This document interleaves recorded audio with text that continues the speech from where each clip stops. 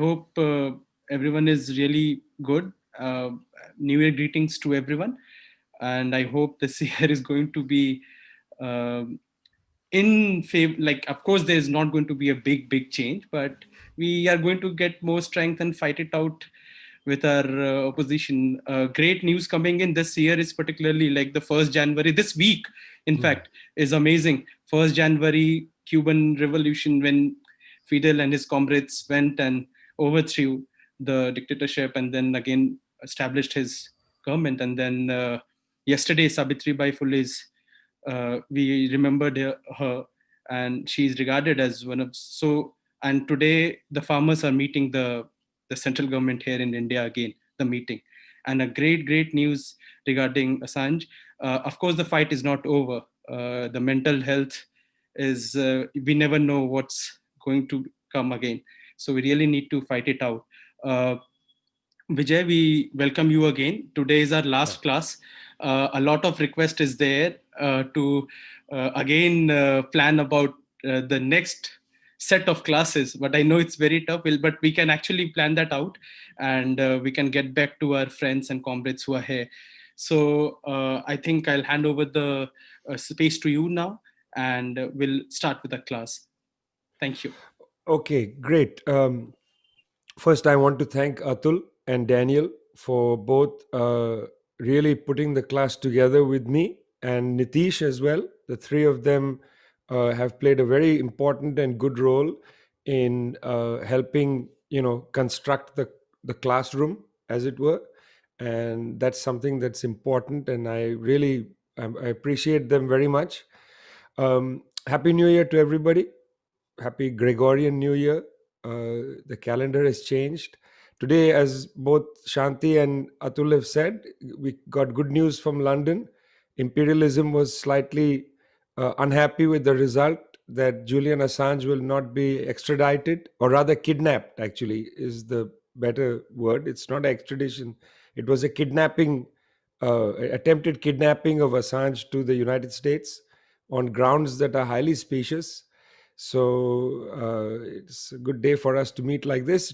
Also, a good period because our friend Suchetana was awarded the Muzaffar Ahmad Book Award for her book, An Early Communist, Muzaffar Ahmad in Calcutta, 1913 1929. This is one of the best monographs on communist history in India. And she was awarded this prize by the West Bengal State Committee of the CPIM this last week. And I think today in the newspapers in Calcutta, there was pictures of her holding up the award. And it's a really good book. And I encourage people to get it from Tulika. It's available um, as a paperback.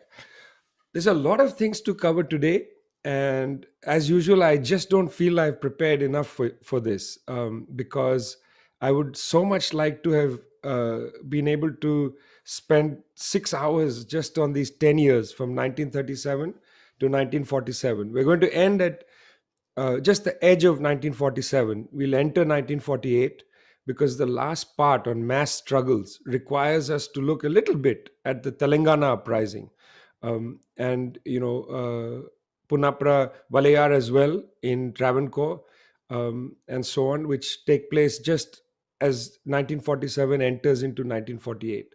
So that's about what we'll do. I decided today to split the class into four pieces. The first part will be on the rise of the new Indian bourgeoisie to control the Congress party from 1936 roughly. And this new bourgeoisie starts to dominate the Congress party. They've already had a big role, but prior to 36, maybe even prior to 1938, they didn't play a commanding role on the Congress. They start to play a commanding role. That's the industrial and agrarian bourgeoisie, the landlords and the industrialists start to dominate. That's the first part. Second part, we'll assess the rise of fascism and imperialism's war, and then the People's War. This was a very important period for communism in India because of the fact that there was an uprising called the August Kranti, or 1942 Quit India movement, where we have to assess the role of the communists in that movement.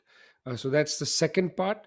The third, We look at the rise of Quit India itself, the military struggles, the Indian National Army, the Rin Mutiny, the mutiny of the naval ratings. This is roughly 42 to 46 thereabouts. And then the final part of the class is on mass struggles. Right through the class, there'll be an understanding of the bourgeoisie's role in driving nationalism forward toward the partition of India. The end, I look at two concepts: partition of India and the passive revolution, or the passive transfer of power. So that's basically the arc of the class. Hopefully, in the first hour, we'll get through the first two pieces, and the second hour, we'll do the next two. Hopefully. Let's see. As usual, one never knows. Now, in 1935, the British pass an act which is sets new rules, new procedures for legislators, provincial legislatures to be constituted, where the Indian political parties, various landlord parties, the Congress itself, Muslim League, and so on, would compete against each other in elections with a pretty good franchise, not a universal, but a pretty good franchise. And these elections would produce a provincial assembly which would govern the provinces. Now, there's a debate, in the country. Do you take over governance at the provincial level when you don't actually command the direction of the country? In other words, you don't have most of the procedures, most of the power is still with London, most of the power is with the viceroy, but actually effectively in London. It's even wrong to say that the British Raj or Delhi control the country. The decisions were made in London by the Secretary of State for India, by the Prime Minister, and so on. So there was a debate inside the Congress whether to actually go for the elections, the provincial elections. Eventually, the Congress goes for the elections. Now, this is important because you've come out of the depression. Indian capital is beginning to get more confident. Now, Indian capital is very much regionalized. There's no real national capital yet. The Birlas have a certain command in parts of Bengal, parts of Rajasthan. The Tatas have command in parts of Bombay, but also in what is today Jharkhand, the southern part of Bihar. In those days, the Bengal, province. Then you have more localized bourgeois forces, the Khataus and others in the textile trades in Bombay, or the Sri Ram family in Delhi, in the Delhi cotton mills. These industrial families are developing. You have the Chettiars in Madras. Their power is developing. They start, in the trade with Malaysia, the trade with Singapore. And then they enter into light manufacturing. So it's not just processing. The light manufacturing, bicycles, TI cycles, for instance, owned by the Chettiar family. So these industrial families start to develop. You have the power of landlords coming in through political parties of landlords, because they have now decided to get involved. As mass struggles has threatened the power of landlordism, landlords start to get involved in the Congress, and the class character of the Congress in terms of who controls it changes, because when they take power in the ministries, real authority is now vested in the Congress. They can make decisions that impact industrial policy, that impact agricultural policy. And it's at this point that the bourgeoisie of India, the nascent bourgeoisie, emerging bourgeoisie, starts to take power. Now, there's something theoretical to clarify quickly, because there's a little bit of confusion about the nature of the Indian bourgeoisie at this time. This has a big role to play after 1947, when the debate opens in the communist movement about how to characterize the Indian bourgeoisie. See, what happens is, in the 1930s, a discussion opens up about planning. Nehru has been, as I said to you, in 1927, 28 to the Soviet Union. He comes back, he sees the power of planning. So now what happens is, a discussion opens up that planning by itself, central planning, is somehow more rational than the kind of competitive capitalism, anarchic capitalism without planning. In later, the literature will say this is a contradiction between the plan and the market. I am going to suggest to you this is a very false approach to seeing the nature of the bourgeoisie. Because in 1937, when the Congress ministries come into power, this discussion, as I said, takes place around planning. In May 1938, there's a conference held where a national planning committee is set up. Now, Netaji Subhash Chandra Bose, who represents the left of the Congress, is the president of the National Planning Commission. And this is not um, the first such discussion about planning. Just a little earlier, Vishvesvaraya had written a book about planning, in which he made the case for planning. Now, Vishvesvaraya was a advisor to the government of Travancore, I believe, in what is later Kerala. And he, studying the nature of economic development, took a position that planning is important. So I want you to understand that planning isn't necessarily a socialist thing. Capitalists also are interested in planning, in rational utilization of productive forces, and so on. So the National Planning Committee is formed in May 1938. Bose is the chairman of it. Sorry, Bose is the president. Jawaharlal Nehru is made the chairman of the National Planning Committee. Now, this NPC goes from May 1938 all the way basically out to the independence of India. In 1944, just to jump ahead, a group of industrialists, including right congressmen with them, produced something called the Bombay Plan. So the Tatas, the Birlas, the big industrialists, with some right wing congressmen, produce a plan called the Bombay Plan of 1944. And in many ways, the Indian state after 1947 economic policy is contained in the Bombay Plan of 1944, which has its roots in the 1938 National Planning Committee. And what I want to say is the issue isn't plan versus market. The issue has to be which class is controlling the direction of planning. So if the bourgeoisie is planning, it's not necessarily a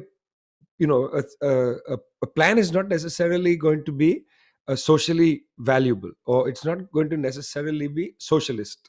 uh, Plan can be a bourgeois plan, and the Bombay Plan is totally a bourgeois plan, because their plan was how best to marshal the resources of the Indian people in order to grow the Indian market, to protect Indian industry from imperialist domination, and therefore to better create an Indian industrial class which had some power, helped by the state. This is what is known as mercantilism, helped by the state against the privileges afforded to imperialist corporations and imperialist joint stock companies in India, which dominated the Indian economy. So the planning process that opens in 1938 is a process that advantages Indian capital. So now you see a kind of nationalism developing in the Congress, which is a nationalism of the bourgeoisie, a nationalism of the industrial and agrarian bourgeoisie. This is very important that we establish this immediately, because this has an impact in how the Congress is going to deal with the start of World War II and the emergence of fascism. Because the class character of the Congress from 1937-38 starts to alter. So when you think of the Congress, from 1885, there are phases of which class dominates. That's important. From 19, let's say 1919 till 1938-39, this period, this 20-year period, the Congress was at its most contested. It was within the Congress in these 2 decades that you saw workers, peasant organizations influence manifest itself in the Congress, which is why you see Purna Swaraj resolution of 1929 come to the fore. And here the communists play a role, because the communists, through Worker Peasant Party and so on, through the draft program of action 1930, remember, distributed in the 1931 Karachi session of the Indian National Congress meeting, the workers and peasants, their leadership, their organizational platform, the dynamic of mass struggles, non cooperation 1920 to 22, civil disobedience number one, even civil disobedience number two up to 1933. This whole period of mass struggles impacts on the Congress. Now the Congress is going to withdraw into the rigid class power of the emerging Indian bourgeoisie. So that's the important thing to understand. In this last phase of the anti colonial struggle, the Congress itself is not the same Congress that was there in in 1919 to 19 roughly 35, 36, 37. You want, is this, I hope this is clear, because generally when we look at history, when we look at an organization in history like the Indian National Congress or the freedom movement, we don't attend specifically to the class character of the leadership in different phases. People say, oh, the Congress is bourgeois, the Congress is this. No, you have to look at it in its historical context, and at different phases different classes will dominate the Congress party. So I want to clarify again, from 1885 to about 1919, the Indian National Congress was roughly the political agency of old feudals, of people who were in the imperial civil service, Indians in the imperial civil service who felt that their advance was blocked. So, imperial civil service officials, the old feudals, aristocrats who felt that they were being disrespected, people like that, plus sincere people who felt that India was in the middle of famines and was being destroyed, liberals, in other words, like Dadabhai Nauroji and others. It was a combination of these kinds of people that basically dominated the Indian National Congress from its founding in 1885, when Bonaji, Sir Bonaji, Sir, he's in the Imperial Civil Service. He, with Alan Octavian Hume, an Imperial Civil Service official, British man, when they formed the Congress in 1885, the class that dominates is a kind of, it's very hard to call it petty bourgeois, but they are a sort of aristocratic, civil service oriented people who felt disrespected in British India, plus liberals. They dominated till 1919. Then the mass struggles pick up. The Congress character will change from 1919 till 1935, 36, 37. From 35, 36, 37 till 47, in the last 10 years of the Indian freedom struggle, the Congress class character shifts again, where the nascent bourgeoisie, agrarian bourgeoisie, landlord classes, and the industrial class starts to dominate. So that's the first point I want to make, and I hope I've made that clearly. And where you see it is in the nature of the planning that emerges, because it is planning, and it has a difference from anarchic competitive capital. But they understood, to compete against imperial capital, you very much need to um, have some sort of planned economy, because you have to marshal the productive forces. India was had a great backwardness in its productive forces. These needed to be marshaled, and you need the state essentially to finance a production of proper roads, railroads, proper railroads that don't just send goods to the ports, but that create an internal market. You have to create, means. You have to raise the standard of living of people in the country to create an internal market. For this, you need a state. So there was, in a sense, a collaboration between the bourgeoisie and sections of, say, the small merchants and others, because they had an interest in common. They wanted to create a national market, and for that reason, they threw their lot in with the anti-colonial movement. But I'm going to tell you, it gets constrained in this period. Okay, so that's the first point. Let's go to immediately the second point. You see, in 1937, war breaks out. World War II actually starts in 1937 when Japan invades Manchuria. That should actually be how we understand the start of World War II. It doesn't start in Europe. It's a very European understanding of World War II, that it starts in 1939 with the Blitzkrieg and with annexation of Czechoslovakia and the Anschluss and so on. That, of course, is important, because the European war starts in 1939. The Indian war, I mean, the Asian war starts in 37 when Japan begins its onslaught on Asia, first with the taking of Manchuria, which they then create the province of Manchukuo, and then eventually coming south into China, into proper China, out of Manchuria and so on. Um, so that 1937 war, when it starts, is happening at the same time as a major conflict is taking place in Ethiopia against the Italian fascists, and in Spain, where there is the front line between the fascists and the Republicans. Republicans being a combination of communists, anarchists, socialists of different kinds, anti-monarchical people, and so on. So there are three fronts in this new war that begins, and the three fronts are Ethiopia, Spain, and in China. Nehru, as the president of the Congress, sets up a unit in his, basically almost in his home and in the Congress office in Allahabad, where he brings in people like Ram Manohar Lohia and others to create an international department of the Congress party. Now, this is very interesting because it's the beginning of Indian foreign policy in a way. He sets up an international department and they take very strong anti fascist positions. So, India defends the Republic. The Indian National Congress defends the Republic, in fact, raises funds in a meeting in London where Nehru comes and speaks, and Indian students galvanize. They raise funds to send an ambulance to Madrid. Nehru personally goes to Madrid to deliver the ambulance, to stand with the people of Spain. In fact, Indian nationalists go and fight in Spain, including Mulkraj Anand, who's a student in London, goes to Spain and is in the front lines in just south of Madrid. And then he says, I can't take it. They make him a journalist. And for Congress Socialist, which is a newspaper in India, Mulkraj Anand covers the war. Um, his series is called Homage to Spain, and his friend in Spain is George Orwell, who then writes a book called Homage to Catalonia, which I've always thought is a title stolen from Mulkraj Anand.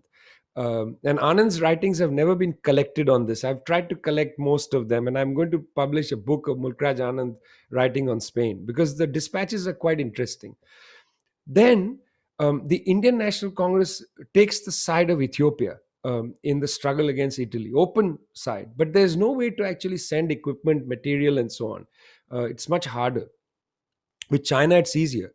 With China, the Indian National Congress decidedly supports the Chinese people. But here, it's Chiang Kai shek that is supported by the Congress government because they have this Republican nationalism in common. And I think the contacts with the communists in Asia were weak at this point between Nehru and the communists because even at the League Against Imperialism meeting in 1927-28 in Brussels. It was, remember, financed by the Kuomintang, Chiang Kai-shek's political party, and it was organized by a section of the Comintern led by Virendranath Chattopadhyay and Willy Munzenberg, the so-called, head of the Comintern in Berlin. And so the links with the Kuomintang were quite strong. And so Nehru sends an ambulance corps again to help the Chinese against the Japanese aggression. And so at that time in the 20s, Indian National Congress takes quite a strong position against fascism. And the writing about fascism is there in India. Now, this is going to have some interesting changes because, you see, initially, the communists and others take the view as well that the difference between the fascist forces and the imperialists is not that great because after all there's no freedom in India. So what they are doing in Spain or in etc., how different is it than what the condition is in India, where there's a racist authoritarian regime which is dominating the people of India? I mean, this is like fascism. So the communists from the beginning take a position against fascism. Now, of course, this has to do with the fact that the fascists and the communists were the frontline struggle in Germany, in Italy, and so on. You will see, for instance, in the 1920s in Italy, it's the communists that take the first position against the fascists. And which is why the hatred of the Communist Party was so deep in the fascist ranks. When they condemn Gramsci to prison, for instance, the fascist judge says, we don't want his brain to work for 20 years. I mean, there's a hatred in that. It's not just it's a little bit like how they prosecuted Assange. There's hatred involved there. It's not just a legal prosecution. We hate this person. We're going to crush him. That's the attitude to the communists. So that was there in the Comintern, and in Dimitrov's speech at the Communist International meeting in 1935, the seventh Comintern meeting. You get a full assessment of the great dangers of fascism. And R.P. Dutt, who is the great interlocutor with Indian communists, wrote a book um, about fascism, in which he called fascism a form of capitalism in decay. And the impact of Dutch thinking and so on had a big role in the Indian communist understanding of the perils and dangers of fascism. But it also impacted Nehru greatly, who believed that the fascist menace had to be destroyed. That yes, imperialism and fascism were kin, but the fascist menace had to be destroyed. So in the period as the war begins, 1937 in Asia, then 2 years later with the betrayal of Czechoslovakia by the British, when Chamberlain basically goes to Munich and says you can have it. The British had a pact to protect Poland, but had no real way of defending Poland, and they just gave Poland up, and so on. In this period, when the war begins, there's a debate in India how to deal with the British imperialist government while the British imperialist government is going to war. How to deal with this? And as Japan makes a rapid advance down the rim of Asia, takes Indonesia, takes Indochina, coming rapidly towards British India, and then eventually we'll take Singapore, we'll come up Burma, Malaysia and Burma, Malaya then and Burma, and come to the gate of India. So this is happening on this side. On the other side, Britain is threatened by the advance of the Nazis. By 1940, as you know, after the Quiet War of 1940, the summer of 1940, the so-called Quiet War, the Nazis sweep France. There's no defenses. The Maginot Line is broken through.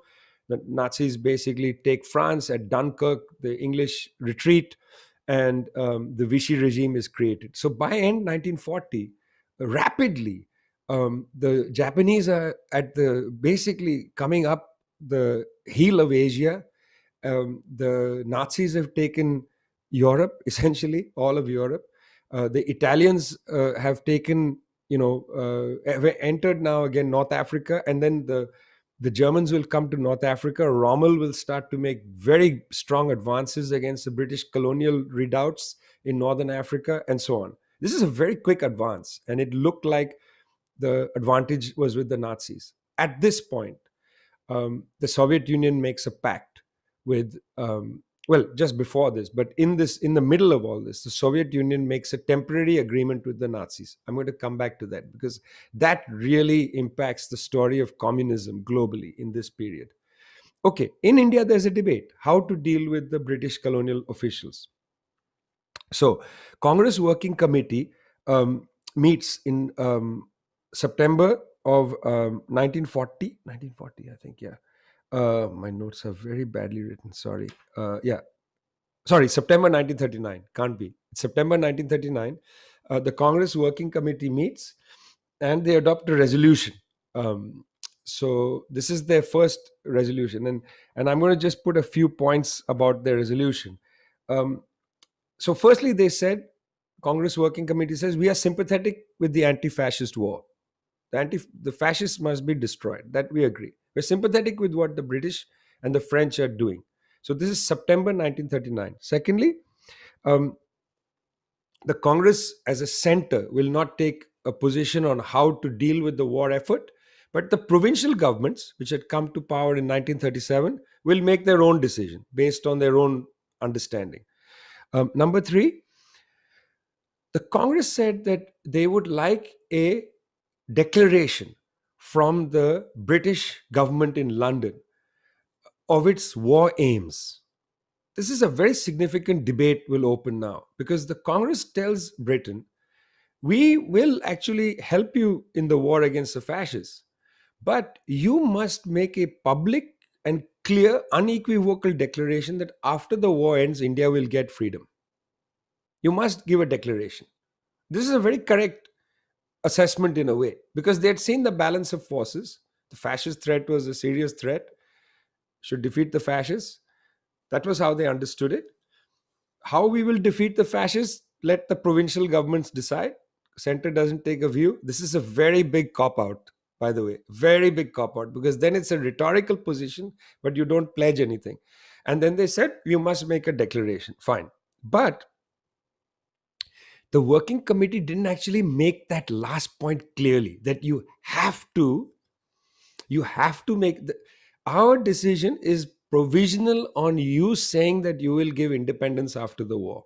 They didn't make that so clear. This is key. This equivocating is key. And this is a great illustration, great, terrific illustration of the bourgeoisie's domination over the Congress. Because the bourgeoisie does not want to have an antagonistic relationship with the imperialists. Remember, they want to have a free India, so their interest, class interests, can be advanced. But those class interests must not come through antagonizing the imperialists, because they know eventually they will collaborate with them for capital, for markets overseas, and so on. So you can see the vacillation. This is a great illustration of how the Congress begins to drift in this vacillating direction where the bourgeoisie will not fully come in and take a position. Um, so, for the Congress, then, the question of support for the war effort was a bargaining chip. It was not a principled position regarding the war. It was merely a bargaining chip. I want you to think of that word directly, bargaining chip. Okay. At Ramgarh in March of 1940, the Congress has a meeting. This is the Congress session in Ramgarh. There's two meetings take place in 1940 that are very important. They happen within weeks of each other. One is the Ramgarh Congress meeting, where the Congress takes a public position. They say we will launch a satyagraha. Remember that word satyagraha. Action on the basis of truth. This is Gandhi's made up word. Satya, truth, agraha, action. Action on the basis of truth, um, which he had coined in the late 1910s. So he says they declare now from the Ramgarh session, we will do a satyagraha for the government to promise us freedom. But what this satyagraha will be, we don't know yet. Meanwhile, the Muslim League will meet in Lahore at its Lahore session again in 1940, and for the first time, they will give a so called Pakistan resolution. The Muslim League will say that it is not workable for Muslims and Hindus to be in one country. They don't actually say it entirely directly, but that a Pakistan must be created. There's ambiguity even among in the Pakistan resolution. Now, see, even the Muslim League is being dominated increasingly by, let's say, Muslims who are capitalists and old feudal elements who always dominated there. But now also Muslim capital starts to come into the league. They are also vacillating because they understand, this is their understanding, that in a imperialist India, their role as capitalists is subordinated to imperial capital. So they will want some form of freedom, just like the Hindu, so called Hindu capitalists. They share this. Secondly, they now feel, because they feel subordinated to so called Hindu capitalists, although the leading capitalist in India, leading family, the Tata family, they are not Hindus, they are Parsis, Zoroastrian followers from Iran that came in the medieval period. Even though they are Zoroastrians and others, they are not Hindus. Still, the orientation was that so-called Muslim capital will be subordinated to Hindu capital. So, what are the protections for Muslim capital? When you read the 1940 Lahore session Pakistan resolution of the All India Muslim League, you can see they are not talking about the rights of Muslims. When they talk about the rights of Muslims, in fact, they're talking about the rights of Muslim capital. Like we, as Muslims who own factories and so on, will be in a subordinate position vis-a-vis so-called Hindu capital. Therefore, we need Pakistan. Now, they are not thinking yet about a Pakistan that's another country. Some sort of Pakistan, some sort of autonomy, some sort of protections, and so on. So that happens in 1940. Now, remember, the war started. This is still the period of the so-called Quiet War. France has not gone to the Nazis and so on. Gandhi is terrified Because now there is a real class capture of the leadership. Gandhi doesn't want to open up any more satyagrahas. You will see a very interesting vacillation again in this period. After the civil disobedience movement 1932, Gandhi is very unhappy with opening mass struggles because he feels he can't control them. He just can't control them. So then in 1940 at Ramgarh, when they give the call for satyagraha against the British not clarifying the war aims, Gandhi says that yes, we will do that, but we must do it carefully. And he talks about how there are bogus members of the Congress, and he's referring to the communists a lot. This is a very great thing. Here's what Gandhi says. He compares politics to military action. He says, in an army, the general's word is law, and his condition cannot be relaxed. The general must dominate the army. I am supposed to be your general, Gandhi says, but I do not know a more feeble general in history. This is classic Gandhi. I am your general, but I am a weak general. My only sanction is the love and affection in which you hold me. I know that you love me. Does your love translate itself into action? If it does not mean ever increasing discipline and ever increasing response to what I say, then let me declare to you that I cannot launch civil disobedience and you must select another general. You cannot make me your general on your terms. This is Gandhi 1940. You cannot make me your general on your terms. He's saying you must make me your general on my terms. I get to decide. And since Gandhi's greatest affiliation was towards the bourgeoisie, Indian bourgeoisie, he was essentially saying the bourgeoisie must dominate in this phase. Okay, it's a very key thing to understand. Now, um, there is great tensions open up as a consequence of this in the Indian struggle. And let me just quickly go over set of the tensions. Number one, Congress takes the view that we will now do individual satyagraha. So, not mass satyagraha, but individual satyagraha.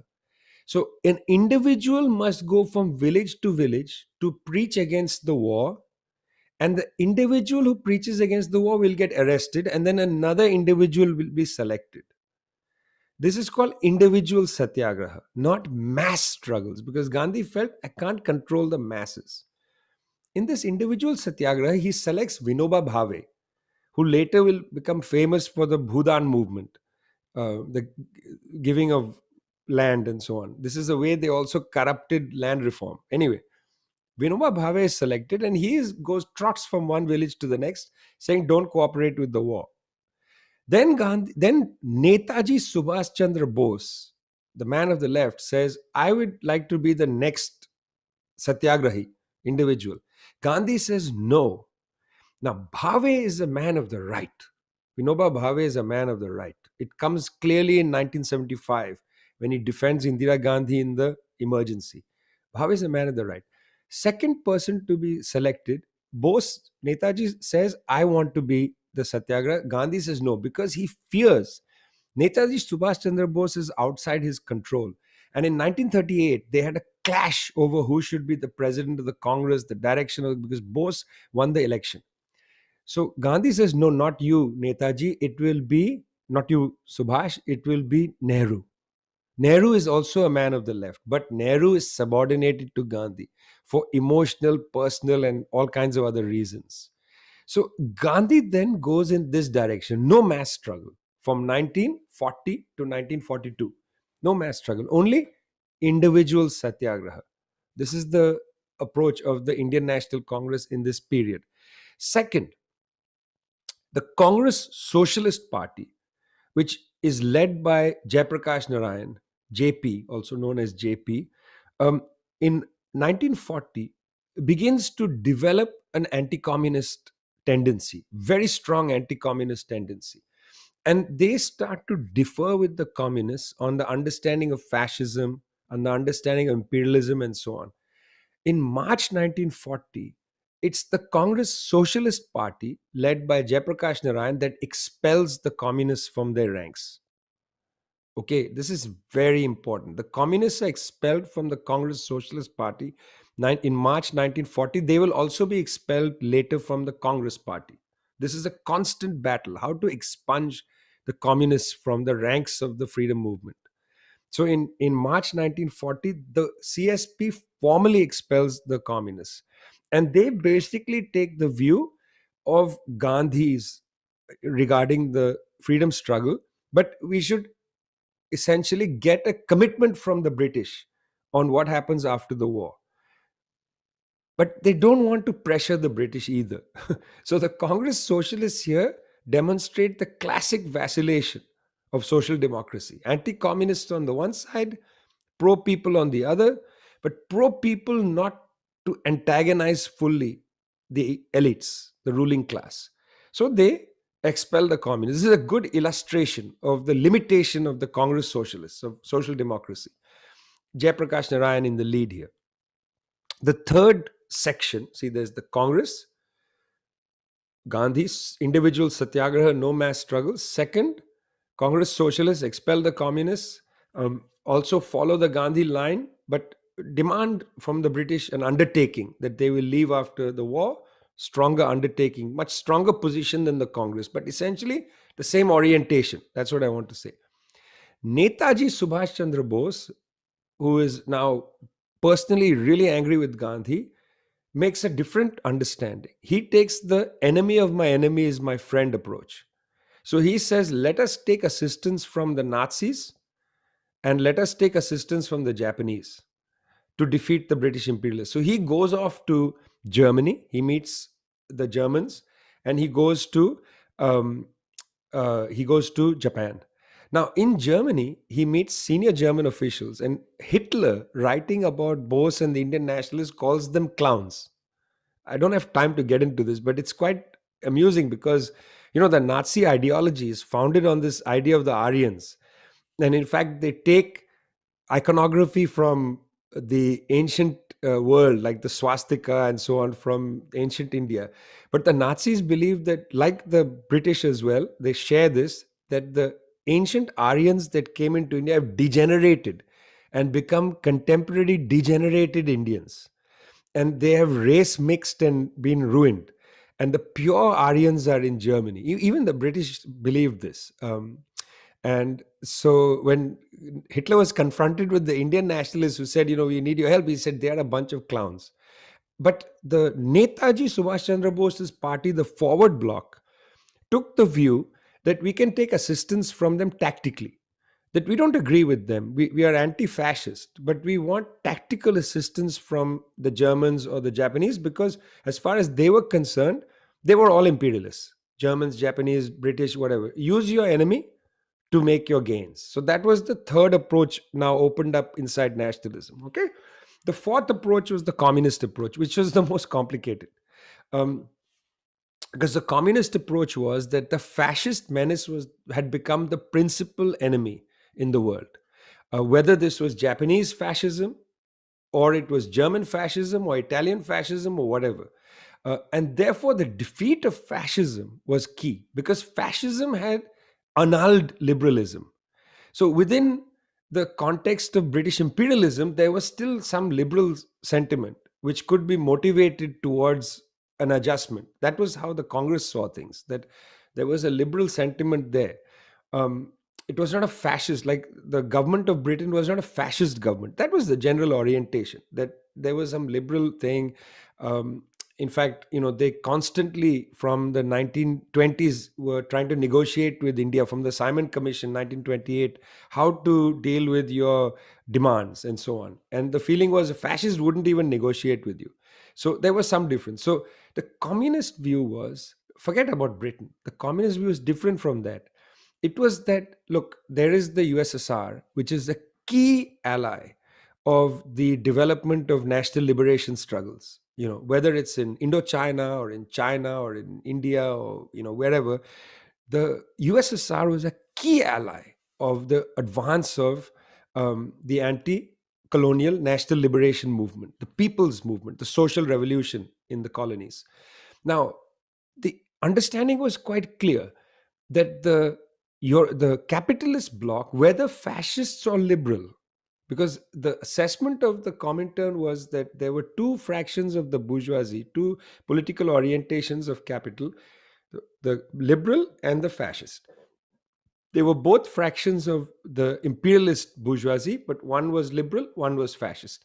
That their principal aim was to destroy the USSR. The principal aim was to destroy the dynamic of social revolution. Because if the USSR had been destroyed, then they could carve up the world, and it's the Berlin Conference, even more deadly version. So when the Soviet government decided to cut a deal, the what is it, Molotov-Ribbentrop pact, ribbon something, ribbon, keep forgetting his name, the German foreign minister, uh, something von Ribbentrop. Yeah. So when they made the pact in 1939, um, the communists around the world had an assessment that the reason the Soviets made that pact was they wanted to defend themselves against an all-out fascist and liberal war against the USSR. That was the general or understanding, that the British, the French, and the Germans will unite and attack the USSR, just as they had done after 1917. That's a historical fact. After 1917, all of them attacked the USSR. So now, with much more deadly armaments, they will attack the USSR. They will allow fascism to develop. And by the way, there was ample evidence for that, because all the capitalist governments essentially were supporting the fascists in their war in Spain against the Republic. The British government supported the arrival of Franco's army from Morocco. The Italians supported with air power. The Nazis supported with air power. Everybody supported Franco's advance from Morocco, from Andalusia towards Madrid. It was basically the communists, anarchists, all kinds of strains that took up arms to defend the Republic. It was, again, anti-colonial nationalists, like the Indian left of the Indian national struggle, that sent the ambulance. It was communists from the United States in the Abraham Lincoln Brigade. It was communists from Bulgaria, like, Tito goes there, Dimitrov. These people go to fight on the front lines to defend the Republic. So the Spanish Civil War, or whatever, the anti fascist struggle, was a good indicator that the liberal and fascist bourgeoisie would unite against the left. So that was the way in which they understood the Ribbentrop Molotov Pact of 1939. At which point, the communist movement took the view that this was going to be an imperialist war, the war of imperialists against imperialists. And we must, of course, defend the Soviet Union and so on. When the Nazis attacked the USSR, the equation changes. Because then the communists around the world, not just in India, say this is a people's war. To defend the USSR is a defense of social revolution globally. Because if the balance of forces is so badly changed, and we saw what this meant after 1990-91, when the USSR collapses, it did change the balance of forces globally. So if the USSR was defeated in 1941, this would have had catastrophic impact for the anti-colonial struggle. That was the general understanding. So all across the world, the left essentially wanted to defend the attack on the USSR. And look at how it worked. After the Nazis took France, they put the entire war effort against the Soviets. The whole campaign was the Eastern Front. And the Allies were not attacking the Nazis. Britain held a defensive posture, and the United States didn't enter the war until quite late in the game. I mean, look, frankly, friends, it was the Chinese communists and the Chinese patriots, and it was the USSR that defeated fascism, because the Chinese patriots, Chinese communists by themselves defeated the Japanese. I mean, if they hadn't put so much pressure on Japan, it's unlikely that the Japanese would have lost in Indochina and in Indonesia. They tied the Japanese down in China, and then in Europe, the Soviet army, the Red Army, tied down the Nazis in the Eastern Front and made great advances against the Nazis at enormous cost. Tens of millions of people killed. Stalingrad, that battle, totally heroic. So it's important to know that for a long period, the Allies weren't engaging. When they finally land in Normandy and in Italy, the Nazi war machine is greatly depleted. It's true that the Allies fought bravely in North Africa and defeated Rommel. Montgomery's advances into Libya at Tobruk, at El Alamein, those were very significant battles. You can't take it away from the British in the North African campaign. But by the way, when we say British, those were colonial armies. My family fought across Europe. My grandfather fought in Italy. My uncles were killed off the coast of Spain in a troop ship going from North Africa to fight in France. A lot of colonial troops died in that war. But it's funny when you watch films about World War II, all the soldiers seem to be Americans from Iowa and Indiana and so on. These nice, well fed Midwestern boys coming to liberate the world from Nazism. But there is never a movie about the Red Army soldiers or of Senegalese troops fighting in the West African Brigade in France, or our families that fought in Europe in the in the Eastern battles. The Wingate Chindits were mainly Indians who fought with Wingate, were parachuted across the lines. Uh, People who fought in Singapore, 100,000 troops abandoned by the British. We'll come back to them in the second hour in the Indian National Army. Um, we forget about them. But that's the context in which the communists then decide that it's a people's war. And the defeat of fascism is primary. And after that, we will defeat imperialism in general. That orientation actually damages the communists from around 1940 to at least 43.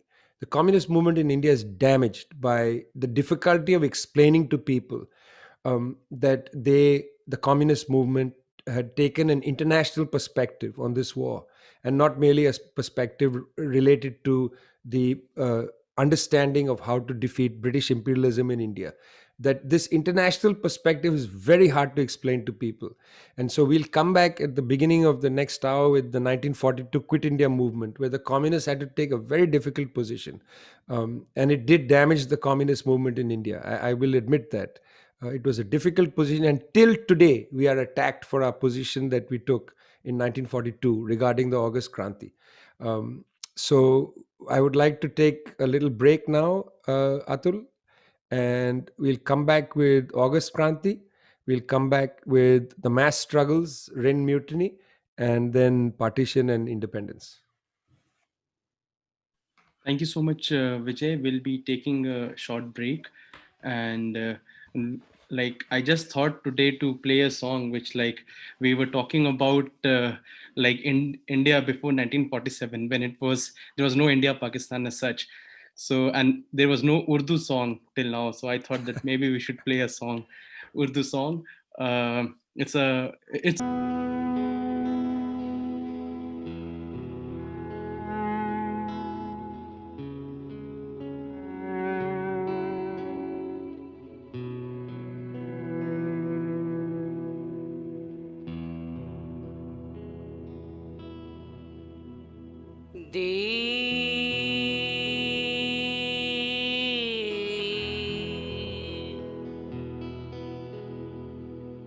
दीप जिसका महल्लात ही में जले, चंद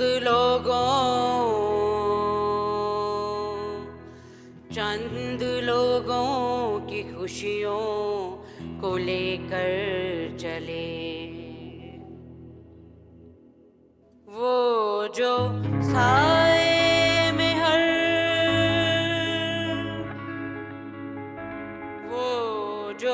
साए में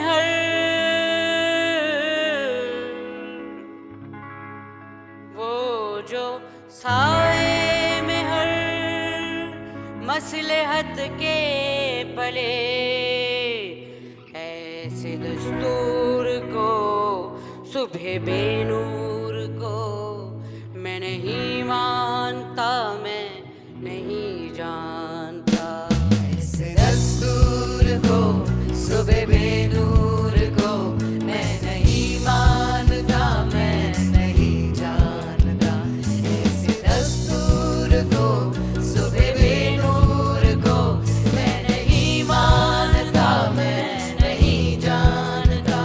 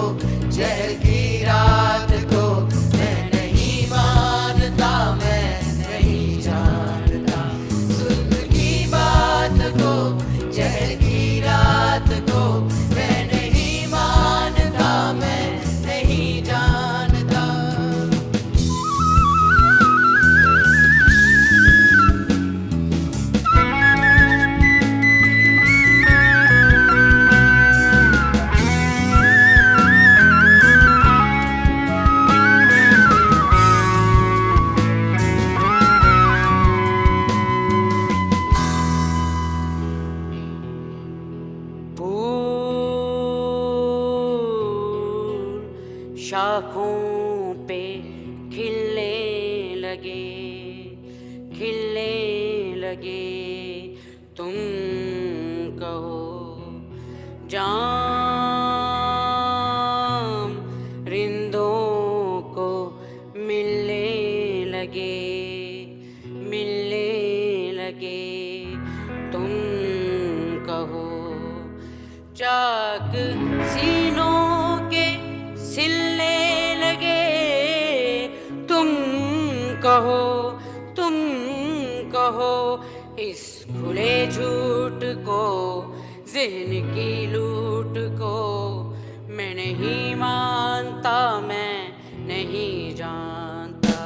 इस खुले झूठ को, ज़हन की लूट को मैं नहीं मानता, मैं नहीं जानता। इस खुले झूठ को, ज़हन की लूट को मैं नहीं मानता, मैं नहीं जानता। हो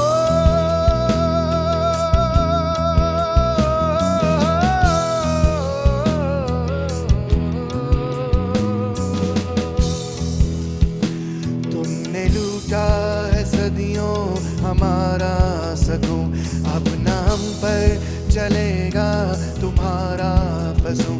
चार अगर दर्दमंदों के बनते हो क्यों, तुम नहीं चार अगर कोई माने मगर मैं नहीं मानता, मैं नहीं जानता। तुम नहीं चार अगर कोई माने मगर मैं नहीं मानता, मैं नहीं जानता। तुम नहीं चार अगर कोई माने मगर मैं नहीं मानता, मैं नहीं जानता। तुम नहीं चार अगर कोई माने मगर मैं नहीं मानता, मैं नहीं जानता। मैं नहीं मानता, मैं नहीं मानता, मैं नहीं मानता, मैं नहीं जानता।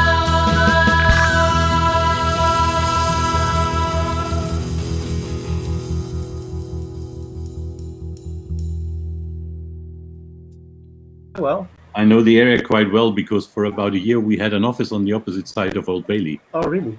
Huh. Who is we? The company I worked for when I was in London. I see.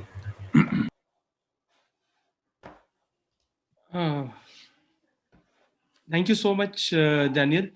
I know the video plays, it goes haywire on the Zoom when we play. So it certainly doesn't give you that feel, but it's an amazing poem and amazingly sung also. So I think, Vijay, yes, I think our break time is over and we can start. I know it's a lot to cover today. So I maybe- know. Sorry. Yeah. Yeah, so let's run through this quickly. As I said, the British had this policy, a liberal section of the British were keen on at all costs preventing either India to get independence, or if there was going to be some autonomy, it should be the interests of imperialism should be quite established. So the British in 1940 sent Sir Stafford Cripps on a mission to India to negotiate with the Congress leaders. He sits down, the Japanese have made huge advances. They've taken Burma, they've come again, as I said, to the gates of the British Empire on the eastern side. In Europe, Europe has gone to the Nazis. The fight in North Africa is very profound, difficult. Stafford Cripps comes to Delhi. He meets with the range of the Congress, the Muslim League, and others, tries to bring people together. And at this point, the British make no concessions, none at all, no real concessions. Gandhi is fed up. Gandhi decides, I'm leaving. And it's interesting, here his most famous line perhaps of this period is that he says that Cripps' proposal is a post-dated check on a crashing bank. The crashing bank being British imperialism, and Stafford Cripps wants to give a post-dated check. You got to remember that in the Atlantic Charter, crafted by Roosevelt, Churchill, and others. They promised independence to the colonies in a vague way. But Churchill, in his speech to the British Parliament in September 1941, essentially backed off from all that. They never made any real commitment because they were not going to. You see, India is one thing. Then they fought a war in the 50s in Malaya to smash the insurgency. They fought against Kenyan independence militarily. This is the so-called Mau Mau period. The French tried to take back, Indochina from liberation in 1945, led by Ho Chi Minh. In Indonesia, the Dutch wanted it back. I mean, they claims that once the war is over, we'll give you freedom. There's no merit to that claim. The Atlantic Charter was basically a piece of paper with nothing written on it. You cannot expect that liberal thing was going to mean anything, and therefore the Congress was quite correct not to accept the word of Cripps. And Gandhi walks out of the meeting, leaves Delhi, goes to Wardha. Now, on July 14th, 1942, the Congress meets at Wardha and passes a resolution that's really, really important. This is the so-called Quit India resolution. The Congress essentially calls for mass struggles against British imperialism to start in August of 1942. Now, I want you to understand a few things about the way in which the 1942 uprising was called for. And this is not to excuse the role of the left, but here's the way in which it was done. You should understand it for itself. The resolution basically says that we are going to do an uprising. Local Congress committees must define the uprising. We know there'll be mass repression from the colonialists. And then here's one part of the resolutions. They said a time may come when it may not be possible to issue instructions or for instructions to reach our people, and when no Congress committee can function. When this happens, every man and woman who is participating in this movement must function for him or herself within the four corners of the general instructions. Every Indian who desires freedom and strives for it must be his own guide. So there's no leadership to 1942. I mean, essentially what they didn't prepare. The leadership didn't go underground. Not one important leader went into hiding to direct the movement after August 1942. Not one of them. They all got arrested. Gandhi got arrested. They all got arrested immediately. So the Congress was decapitated. They gave a call for mass struggle and then they disappeared. And they didn't actually define what the mass struggle should be. This is a very interesting thing.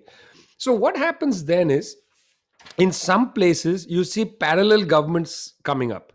So in Satara, most famously in Maharashtra, parallel government comes. But not only that, in Balia, in the United Provinces, now Uttar Pradesh, you get a parallel government. In Bhagalpur, in Bihar, you get a parallel government. So there's Satara, Balia, Bhagalpur, in many parts of India, people just rise up and say, we are now the government. These are like little Soviets that are created. Now, what's interesting is these are little Soviets created around the country, and most of them were either led by communists or the people who led them became communists afterwards. Because you see, the Communist Party of India had taken the position all out defense of the people's war against fascism, all out defense. All out defense of the people's war against fascism. But the communist cadre on the ground were like, this is the mood of the country. We have to join the Quit India movement, the August Kranti. So there was a great divergence in the communist movement between the position, the internationalist position taken by the leadership, which said that we have to defend the people's war. And then on the ground, the cadre who understood mass sentiment was totally against British imperialism, very high quotient of mass sentiment. So they all get into it, which is why in the August Kranti movement, many of the local organizers in rural areas particularly were communists. When we look at the arrest records, these were all the communists, not the bourgeoisie. They were not going out there and struggling.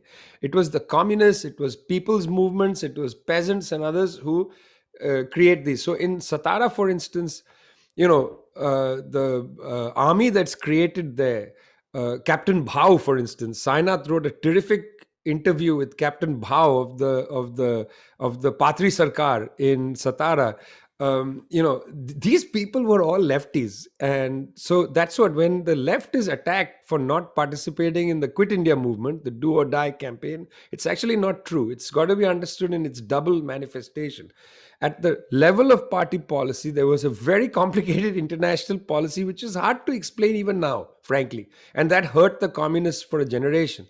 But on the ground, people were all out and involved in the movement. So that's happening in 1942.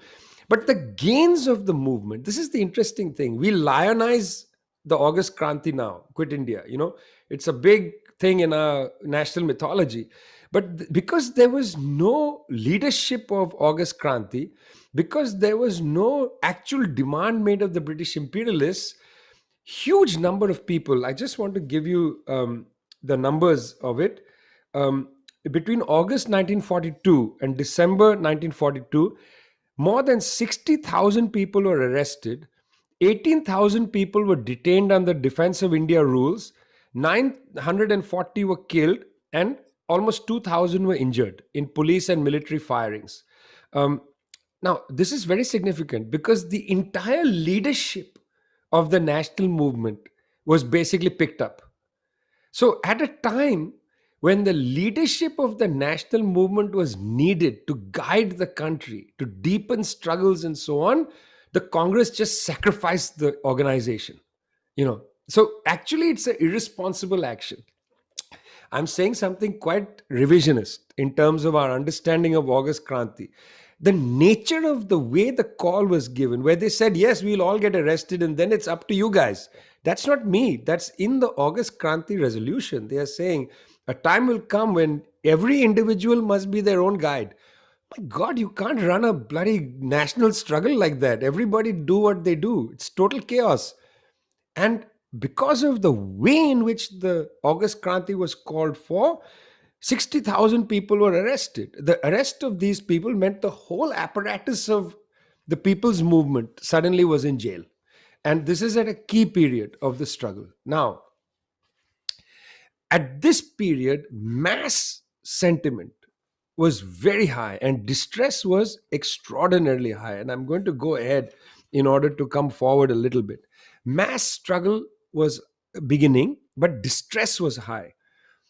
The communists had heard that in parts of Bengal, in the western districts of Bengal, in what is today Midnapur district and so on, a cyclone had struck and there was acute famine. And major communist journalists like Kalpana Dutt, who, as Kalpana, I think she was still Kalpana Dutt, who had been a leader in the Chittagong uprising. Remember, the Chittagong uprising during the civil disobedience movement.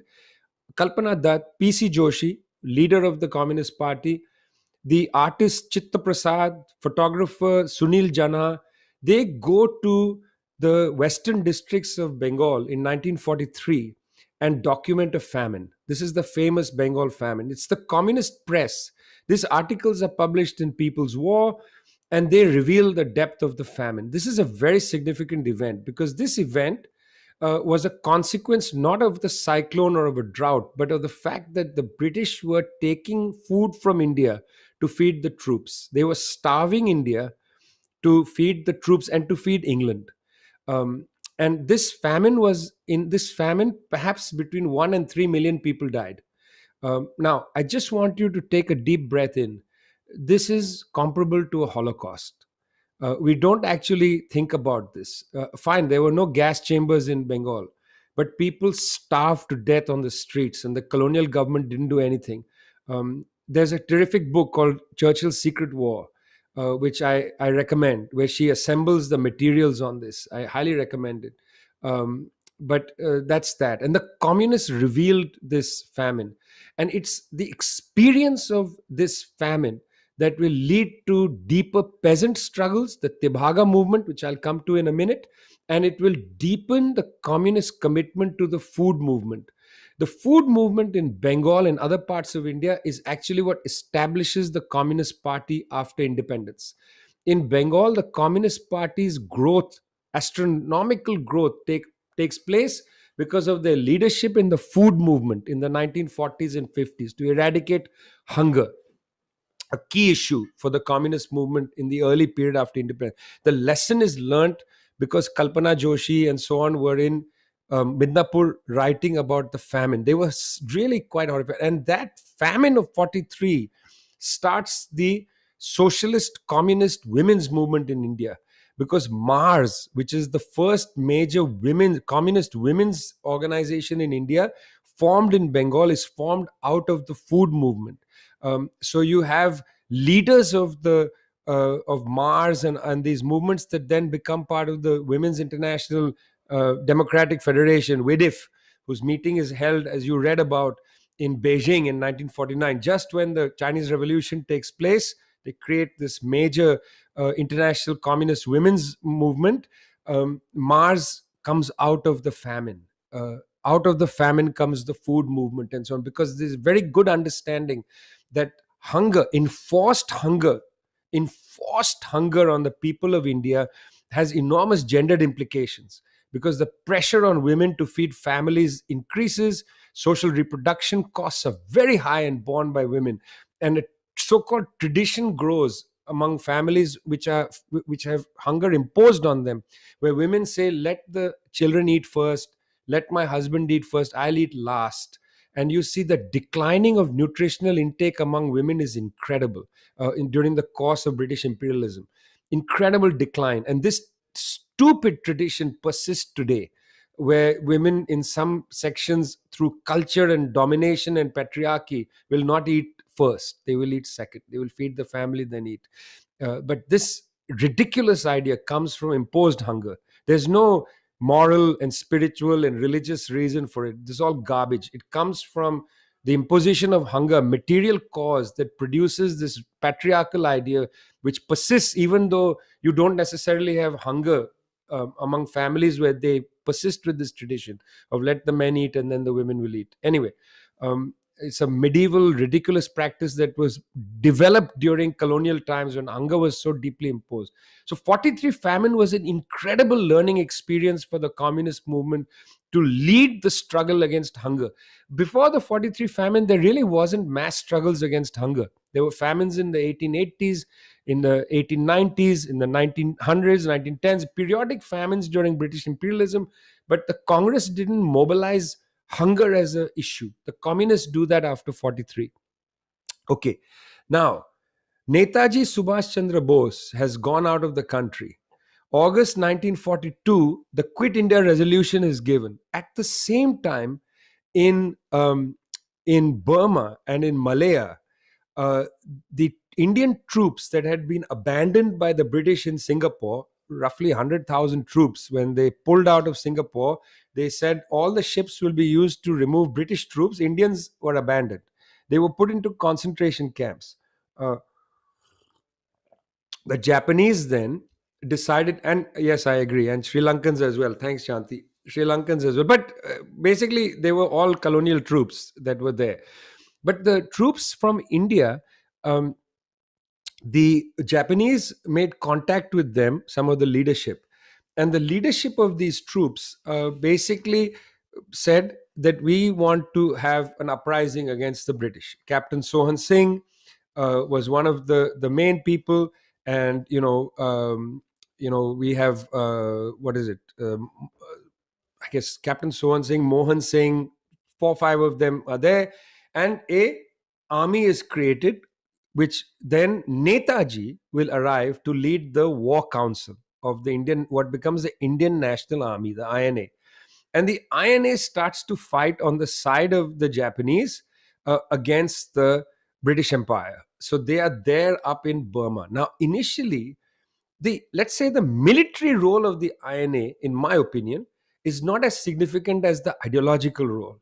The idea that there were Indians fighting against the British Raj was much more important than whether the INA actually made major advances. Now, in the ranks of the INA, there were women in the Rani of Jhansi battalion, led by Captain Lakshmi Sehgal, who was a medical doctor from Madras, who then is in Singapore, Malaya, and she leads a battalion of women into battle. It's very important because Captain Lakshmi Sehgal becomes a communist later and is the communist candidate for president, before she died a few decades ago. And her daughter, Subhashini Ali, is our great friend and comrade, and is an important figure in the contemporary communist movement in India. Um, so Captain Lakshmi Sehgal, Captain Santokh Singh, Mohan Singh, and all these people are part of this struggle, a military struggle. Now, remember, the INA is formed in August 1942, just when August Kranti comes. So the British are in incredible pressure. On the one side, there's an uprising in India, where there are in Balia, Bhagalpur, in Satara, and so on. There are all these things. And then on the other side, these forces are emerging. Now, what's fascinating is that the this was a great time to demand from the British maximum concessions, and the Congress disappears. I want to emphasize the vacillation of the bourgeoisie, because they didn't want a social revolution in India. They always wanted a peaceful transfer of power, always wanted a passive revolution, not a social revolution, not like what is going to happen in China or what had happened in 1945 in Vietnam, in Indochina, when Ho Chi Minh comes to Hanoi and declares the Republic of Vietnam, and they have a socialist agenda. It's out of the question for the Indian National Congress. It already was out of the question. Okay, so the Quit India struggle is happening at the same time as this INA, the Indian National Army, has appeared. They're putting a major squeeze on the British. There are all kinds of negotiations that take place, but the negotiations now are very, very compromised by the fact that the Indian National Congress bourgeois leadership and the Muslim League bourgeois leadership have started to talk even more dramatically about Pakistan, the place of Pakistan. And here is where you have to smell the planning of imperialism. You see, the imperialists had understood early that it was likely that some concessions would come in India, and they wanted to preserve very much their airfields in northern India, in northwest frontier province, in northern Punjab. They had bases that needed to be protected. And there's wonderful writing about this from the archive of British discussions in this period during the war, of these bases, a ring of bases that they needed. They understood that if India got independence, what would be the character of the military, forward policy of the military. So in the midst of all this, these negotiations, you got to understand how the base structure, particularly in what becomes Pakistan, is so crucial to Britain. Britain wanted to maintain its military power in the subcontinent. And I'll come back to that at the very end. But this is part of the discussion and debate. And the British start to say that until the Muslim League and the Congress settle their differences, we can't leave, because after all, we are the arbiters of peace between Hindus and Muslims. A very clever stratagem. An intractable debate between fractions of the bourgeoisie is utilized by the British. They are saying, now we are the umpire. We are not the ones that you want to remove. The real problem is you have to settle between yourselves. We'll go when you've settled your problem. Very clever stratagem from the British. And so the Congress and League, they have many meetings. Gandhi and Jinnah have talks, and most of them don't go anywhere, because the status of the talk is they can't advance the class issue. And I don't want to get into that, because that will take me too far away, because I want to come back to the communist issue, because this is not a class on Indian nationalism per se.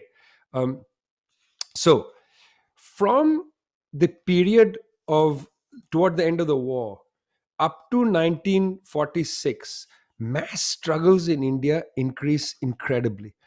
You see, right after 1945, the bourgeois leadership of the Congress Party is aware that these mass struggles are going to happen, and they need to find a way to basically control the mass struggles. 1920, the All India Trade Union Congress is created. 1936, the All India Kisan Sabha is created. So workers and peasants have an organizational shape for their struggles. In 1945, curiously, Sardar Patel, the leader of the right wing in the Congress party, in 1945, leads the formation of the Indian National Trade Union Congress, INTUC. It's formed in 1945. Now, why is there a need to form a new trade union congress in 1945 when you already have a trade union congress? What is the point? Why should the Congress create a trade union congress? Why should they start creating mass organizations that are separate from the mass organizations that already exist? This is in 1945. Why? Because what's happening is they understand the mass organizations of workers, peasants, women, students, and so on are dominated by the communists. This is totally clear to them that the trade union movement is dominated by the communists. The peasant movement is dominated by the communists.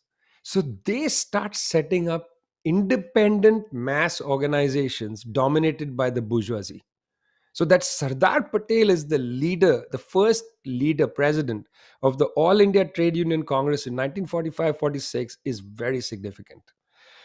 This is the point where the Congress says that communists cannot be members of the Congress party. They will be ejected. Remember, the Congress Socialist Party already ejected the communists in March 1940.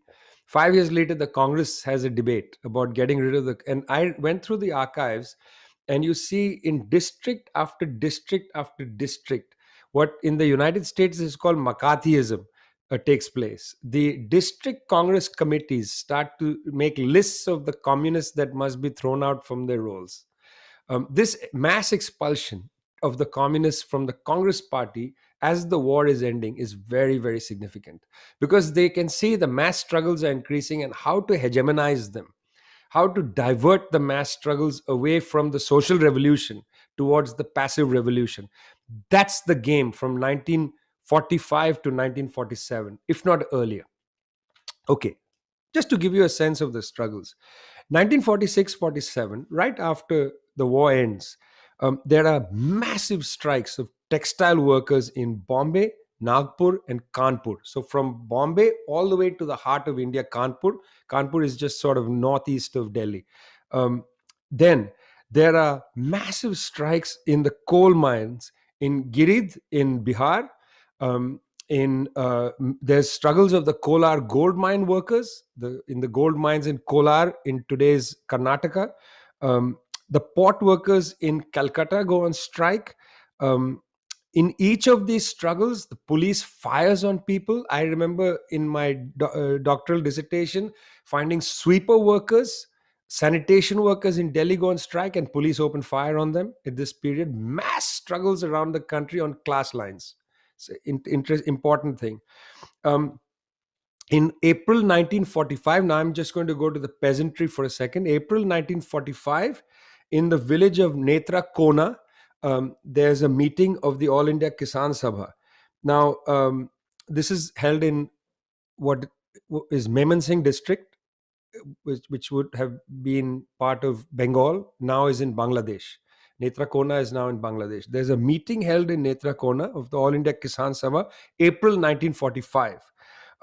The feeling in the Kisan Council is very radical. People just want to go out there and just do mass struggles of the peasantry and so on. After Netrakona, after this conference, in Bengal, the totality of Bengal, an uprising starts, which is known as the Tebhaga movement. Tebhaga, the 3 shares of the crop. Previously, half the crop would be given by tenant farmers to the owner of the land. Now they said, no, we only want to give 1/3 of the crop. Of the 3 bhags, of the 3 shares, we'll only give one share to the owner. We'll keep 2 shares. This is called the Tebhaga movement, led by sharecroppers, essentially.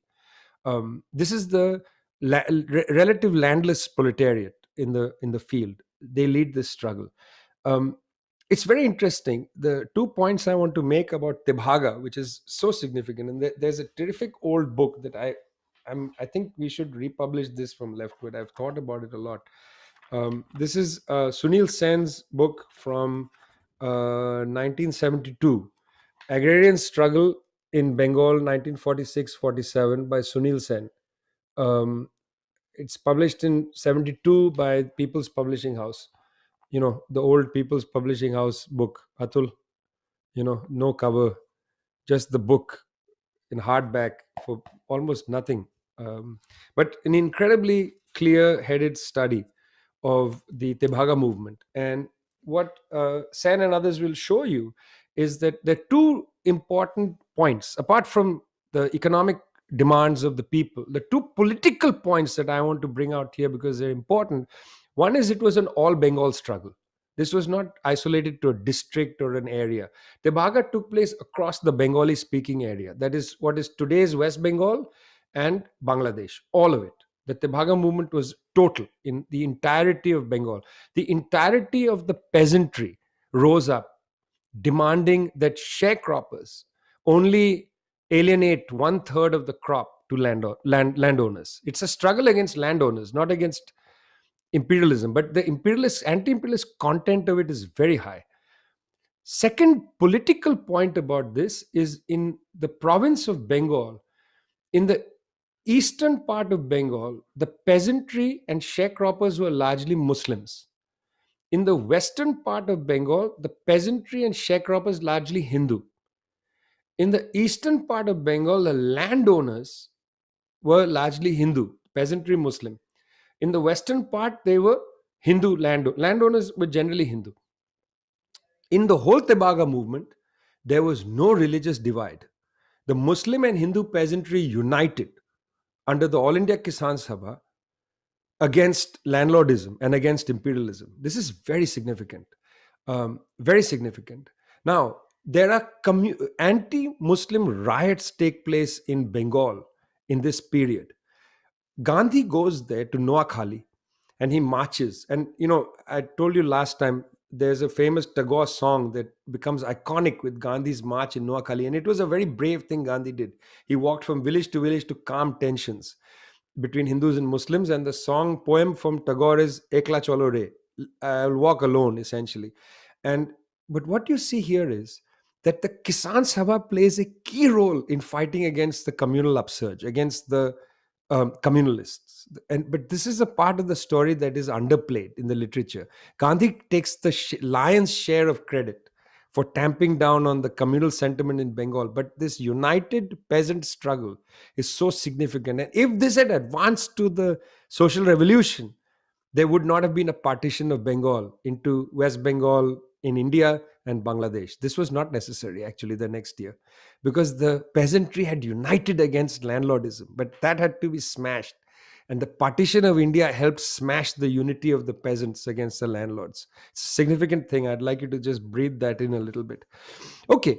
In South India at this time, there were major struggles in the so-called princely states. I had mentioned that most of India was governed by the British, of course, but then there were these large princely states in the central Deccan Plateau, Hyderabad, the Sultan of Hyderabad, and then in Travancore, in what is today Kerala. Struggles broke out in Travancore. This is the Punapra Valayar struggle, a very significant uprising against the monarchy in Travancore and with an anti-imperialist content to it. And then the Telangana movement in Hyderabad against the Nawab of Hyderabad.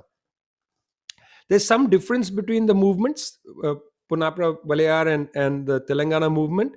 The Punapra Valayar struggle, for instance, was suppressed very quickly. Very quickly, it was suppressed. The Telangana struggle went on for 5 years. There were about 4,000 communists and peasant leaders were killed. 10,000 communists and workers of different mass struggles were put behind bars. But in this 5-year struggle in Telangana region of the Nawab's empire, Gram Raj, or village rule, was established in 3,000 villages, covering an area of 10,000 square miles. And 3 million people essentially came under independent. So it was like a big 3 million people Soviet in the heart of India. This was crushed eventually, not by the British, but by the military of the independent Indian Republic, led by Jawaharlal Nehru. They sent in the army to crush, not only to seize the Nawab's dominion into India, which was a democratic process, but under cover of incorporating the Nawab's territory into the Indian Republic, they smashed the Gram Raj. And they smashed essentially the Telangana Soviet. If I was to ever write a book about Telangana, I would call it the Telangana Soviet, because that's essentially what it was. There were 3 million people in the heart of India that essentially created a social revolution which had to be crushed, and it was crushed. Okay, so we've very quickly been through some of the most important struggles. Now, the military, inside the military in India, there was a very tense moment because Indian officers had advanced to senior positions in the military, and among them was an officer by the name of Major Jaipal Singh. Family had been in the military for at least 2 generations.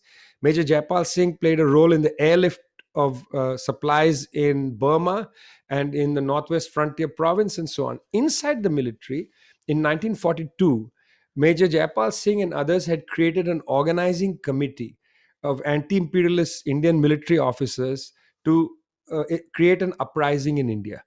And they made contact with the communists. So when he was in Lahore, in Ambala, actually, the Ambala cantonment, he went to Lahore and he made contact with the communists. He talked to Shanta Gandhi, who was a dancer and a communist leader. Not exactly a big leader, but she was a very important person in the communist movement. He made contact with Shanta Gandhi and others in Lahore.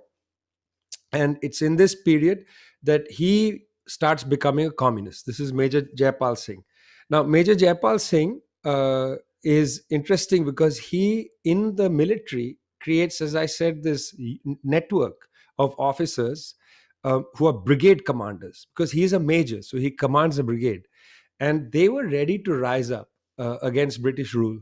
Now, imagine this. You have the INA in the Indian National Army with tens of thousands of troops, roughly, who was also uprising in Burma and in Malaya. Inside India, you have a military committee ready for an uprising, but they couldn't make contact with the Congress. They were isolated from the Congress for whatever reason. I don't want to get into that. Then there was this communist nucleus within the military organizing committee. They were preparing an uprising when in 1946, they got word that in Bombay, the Navy's workers, the Indians in the Navy, the Royal Navy, were going to mutiny. And they basically said, don't do it yet. We have to have an all India military mutiny. Imagine if that had happened in 46. But the organizational capacity wasn't good, so the naval ratings in Bombay mutinied. Now, several things are happening. You have this core military organizing committee. You have the naval ratings uprising. In the Red Fort in India, you have the trial of 3 leaders of the Indian National Army. One of them is Shahnawaz, one of them is Dhillon, and one of them is Sehgal. Shahnawaz, Dhillon, and Sehgal, a Muslim, a Sikh, and a Hindu, were being tried as the leaders of the Indian National Army. They were being defended by the Congress leaders, including Nehru. I mean, this was like a key point when, if the Congress had called for a revolution in India, India would have had a revolution 1 or 2 years before China, because you've got the military ready to revolt. You have a symbol of the unity of the people, Muslim, Hindu, Sikh, I mean, in that conventional nationalist way. You have a peasant uprising in Bengal where Hindu and Muslim peasants have risen up against landlords. You have bloody Telangana picking up. You have struggles all over the country, mass struggles taking place. The communists were relatively isolated. because of the 1942 August Kranti decision, but had enormous prestige at the local level. Communists were not powerful enough to give a call for a revolution in 1946, but the Congress could have. Nehru could have in 46. The mutiny of the naval ratings takes place. If at that moment a call had been given, you would have advanced to social revolution. Instead, in other words, I'm saying to you that India was not only objectively prepared for a revolution in 1946, but it was subjectively ready. You see what I'm saying? It's not that, oh, in China they advanced to revolution in 49. India was not. In 1946, I'm making a claim to you that India was ready for a revolution in 1946. But the leadership of the Congress, the vacillating bourgeois dominated Congress leadership, immediately pulled back. They accepted the terms of the British negotiation that the principal issue was Pakistan. But the principal issue was not Pakistan. The principal issue was the social revolution. And that had to be crushed. And that was crushed. They crushed the social revolution. They crushed Tebhaga. The Congress participated in that. And then in 1947, you have with Wavell, who's Lord Wavell is negotiating with the Congress, making Pakistan the principal issue of Indian nationalism. After all that struggle for decades, the British were able to frame the passive transfer of power not around the social revolution, which everybody feared. Everybody means the British and the bourgeoisie in India. The bourgeoisie in India, including the Muslim bourgeoisie that dominated the Muslim League, they all feared the social revolution. That was the great enemy. British imperialism no longer the great enemy. So Pakistan becomes the way to frame the negotiation. And Wavell, they will bring a lawyer from England who will draw a line on a map and say, this is Pakistan, this is India. Never really understood India. And the British got agreements to maintain military bases in what would become northern Pakistan. You got to understand. You just heard a song by Habib Jalib. Jalib was one of the great communist poets of Pakistan. Faiz Ahmad Faiz was the other great communist poet of our region and of our language. Right after independence, when Pakistan has a government led by Liaquat Ali Khan, right after, when there is a democratic direction opening up for Pakistan, the imperialists collude with the Pakistani elite for a military coup, an anti-communist crackdown. The Karachi conspiracy, they are all arrested, Faiz and others, thrown in jail. Jalib, he was constantly in and out of jail. They crushed the left in Pakistan and they allowed a dictatorship to come, eventually Ayub Khan. And then one dictatorship, military dictatorship after the other in Pakistan to preserve British bases in the north of the country. So that was the partition question.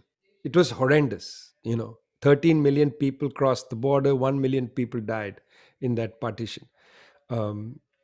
Once again, on a personal note, my family is from Lahore, and they are from actually northwest frontier, but they had to come in 1947 to this horrible city called Delhi, and eventually to Calcutta. But this horrible Delhi, which they missed their Lahore deeply. And my uncle was a playwright who in 1946 wrote a play in Lahore called Society Ke Thekedar, which was a play about the politicians as the as the contractors who had their thekas, and till the day he died in the 1990s, he only wrote in Nastaliq. He refused to write in Devanagari. Because he said that my language is the language of Lahore and it's not this bloody language. He didn't like the Devanagari script. Others who wrote in Gurmukhi wrote Punjabi in Urdu in Nastaliq. They refused to write in the Gurmukhi script. Sorry, those who wrote Punjabi, they refused to write in the Gurmukhi script because they said their language is written in Nastaliq, and that's how they wrote. So this was a great blow to the culture and the history of northern India. The impact on southern India is different, of course. It had a huge blow to the peasant struggles in Bengal. Remember, Tebhaga 1946, and then just a year later, you partition Bengal. What a great blow to the peasant struggles, the All India Kisan Sabha movement, and so on. We consider this a passive revolution.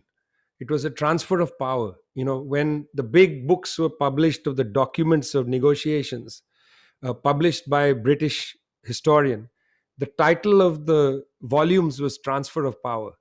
A very telling title. This was not a revolution in India. We never had a revolution. We had a transfer of power. Faiz, looking at this, writes the brilliant poem, Ye Daag Daag Ujala. I mean, this dawn which is ruined by, it could have been a great dawn, but it's mottled. It's got damaged. It has this dag on it, the wall which has mold. That's what I think of when I think of that line. When you have a wall in a house with mold on it, uh, it's not a beautiful wall, it's mold infested wall. And Faiz writes this poem, this moldy dawn, this dawn with mold in it. It's not our dawn. Then we, again, the left movement gave the wrong slogan. We said this is a false independence, a flag independence that didn't capture the mood of people. People wanted independence from British rule. But, the attitude, we were right in our assessment of what had happened, but the slogan was wrong, if you see what I mean. It was a real independence, but it was a passive revolution, not a social revolution. And all three actually, Pakistan, India, Bangladesh, suffer from the passiveness of that revolution, where the entrenched bourgeoisie, both agrarian and industrial, maintained its power across the divide. And it made immediate conciliation and compromises with British imperialism. Immediate. Nehru, of course, charts an independent foreign policy. That's true. But in terms of their capitulation to um, bourgeois dominion, it's total conciliation, total capitulation. And here's the final point I want to make about that. Remember, in Kerala, the Congress Socialist Party goes over to the Communist Party of India. Remember, in Kerala and Travancore, the great struggles, against the monarchy and so on. Remember all this. This is a key feature in Kerala. When the election is held in 1957 for the Legislative Assembly of Kerala, the communists sweep the polls. It's the second time a communist government comes to power in a capitalist state through the ballot box. The first chief minister of Kerala in 1957 is the great, our leader, our teacher, EMS Namboodiripad. EMS is the first chief minister of Kerala. He advances the social revolution in Kerala in policy. They drive a very hard left policy to bring Kerala, in a sense, to where it is today. This agenda in Kerala threatened the Congress party deeply. And the CIA gets involved in destabilizing the government in Kerala. The Congress plays a role, religious organizations play a role, and eventually in 1959, there is essentially a coup d'etat against the government of EMS Namboodiripad, authorized by Jawaharlal Nehru's government in Delhi. We don't think about what happened in Kerala as a coup d'etat, but it's a coup d'etat. The CIA, religious organizations fund so-called mass struggles. And those mass struggles play a role in destabilizing the government. And then the central government comes in and overthrows the government. It's a great blow. And it's the overthrow of the communist ministry in 1959 in Kerala that sets the terms for the growth of authoritarian tendencies in the government in Delhi. So, to just take a step back, um, the communist movement starts formally in 1920. It has its roots in the struggles of workers and peasants that go back to the 19th century at least, if not earlier. It has its roots in the struggles of Adivasis, of Dalits, of people for enhancing and expanding freedom, much before the Bolshevik Revolution. It has its roots, in other words, in Indian society, in the struggles of Indian society against the bourgeois, that is both industrial and agrarian leadership. The communist movement has a hard time developing its own independent position inside India because it faces severe repression, not only from the imperialists who jail the leaders repeatedly, but severe repression from the Congress and including the Congress socialists, who, as I said, between 1940 and 1947, just tried to expel them from Indian political life. And then in 1959, overthrow illegally in a coup d'etat a state government in Kerala. So the repression that they face is incredible. Nonetheless, it's the communist movement that helps broaden, deepen the worker, peasant, oppressed caste movements across India in this last period in particular. From Tebhaga to the present, um, the farmers' struggles of today are rooted in the radicalism of the All India Kisan Sabha, founded in 1936, as I said, but whose project was deepened in Netrakota and Mehman Singh in that meeting in 1946, deepened and radicalized. They develop a perspective, a class perspective, which doesn't deny religious differences or gender difference, so on. But the organizing principle is class unity that was developed in Tebhaga. And the link between Tebhaga and the farmers' movement of today, in my opinion, and I don't know, Atul, if this is clear enough, but there is almost a straight line from Tebhaga to the current farmers' movement, which is also, in a sense, a cross-class movement of rich farmers and poor farmers, landless, agricultural, but a general uprising of Muslims, Hindus, Dalit farmers, Sikh farmers, and so on against the government. It's on a class basis of different communities. Again, there's a direct line from there.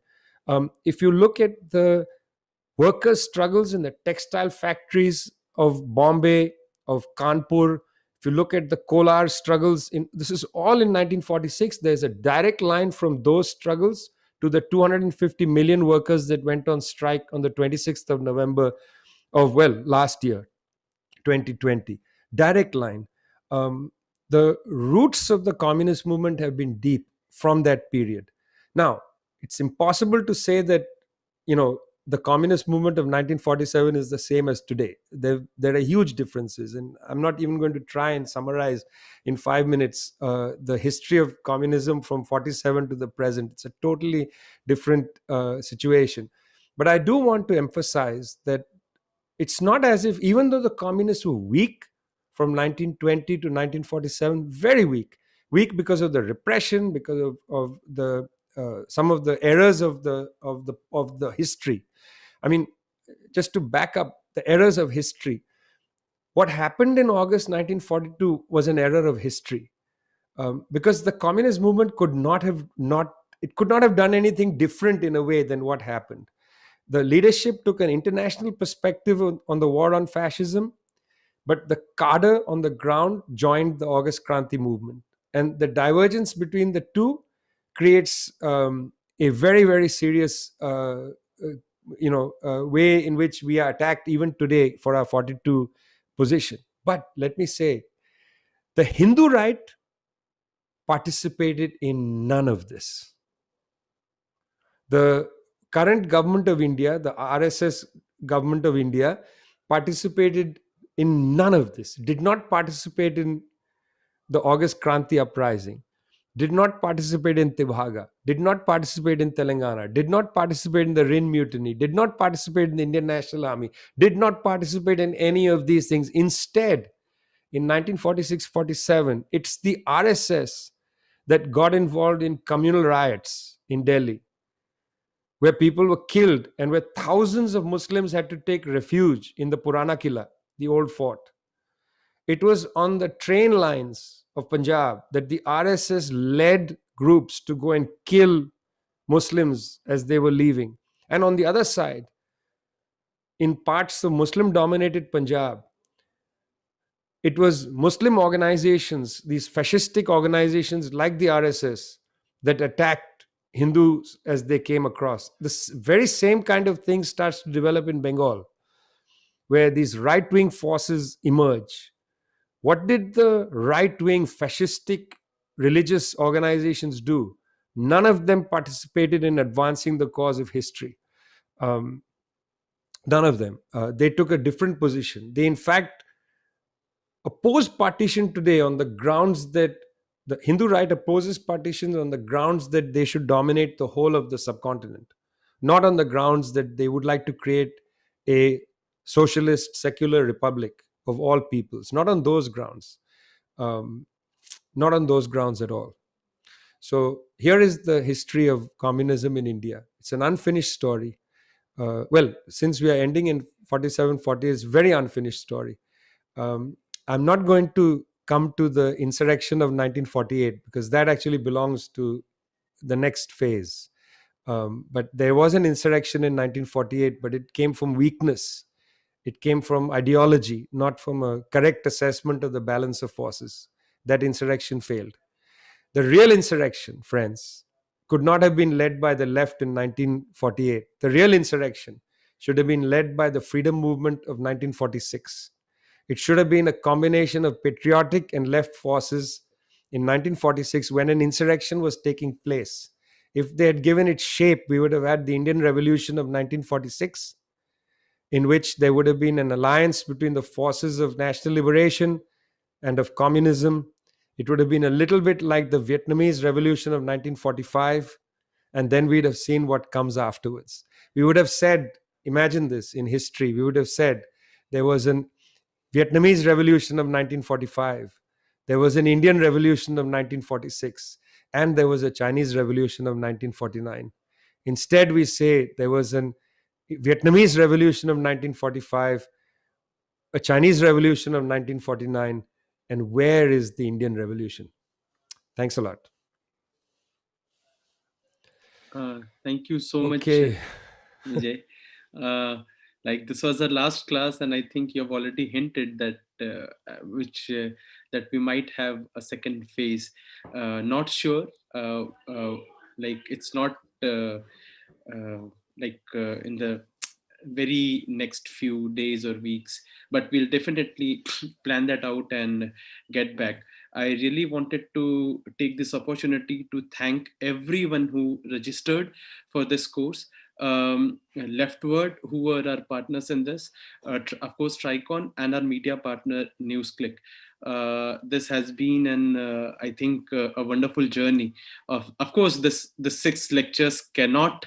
I think even Vijay will agree. We cannot put all the history of this sort in just 6 lectures and the readings which we have shared. I also take this. See, I'm already getting messages to organize another class. I mean, yeah, we are. That is in pipeline. We have already discussing, but because you all are aware that given Vijay and us, like we are also occupied with many things at one particular moment. So we have to really take that thing into an account and plan that. So because we cannot just plan and just leave it in between, right? So that's we need to take it to a conclusion. So yes, that is one. I would also like to take this opportunity to thank and also request everyone. Like we keep on organizing these sort of programs, but seriously, like we want to request our audiences, our participants, our friends and comrades whom we met during this course, to take Tricontinental's work, like what we have been doing. It's battle of ideas, as Vijay keeps on keeping it, like wherever he goes, and I think we all agree to that. It's like it's necessary. We might not be like, see, there might be differences, there might be reservations with what we talk about, but I'm pretty sure you all can help us out, give us feedback. And it's in multiple languages. It's not that one single colonial language, say English. It's in Portuguese, it's in Spanish, in multiple Indian languages. So I really request all our friends who are here to please forward our newsletters, our dossiers, our studies, our events, programs like this to all your friends who will be interested, and maybe can suggest us back if there is something. I have noted down a lot of suggestions, which here itself on these classes, a lot of people have sent me mails and suggestions about readings and different things. So it's a learning process for us too. So on that account, I really thank Vijay once again, Leftward, Newsclick, and all you beautiful people who were part of this journey. Thank you so much. Bye, bye, ciao, ciao, as Daniel says. He's not here on his behalf. Bye, Vijay. So Danwa is there. Okay.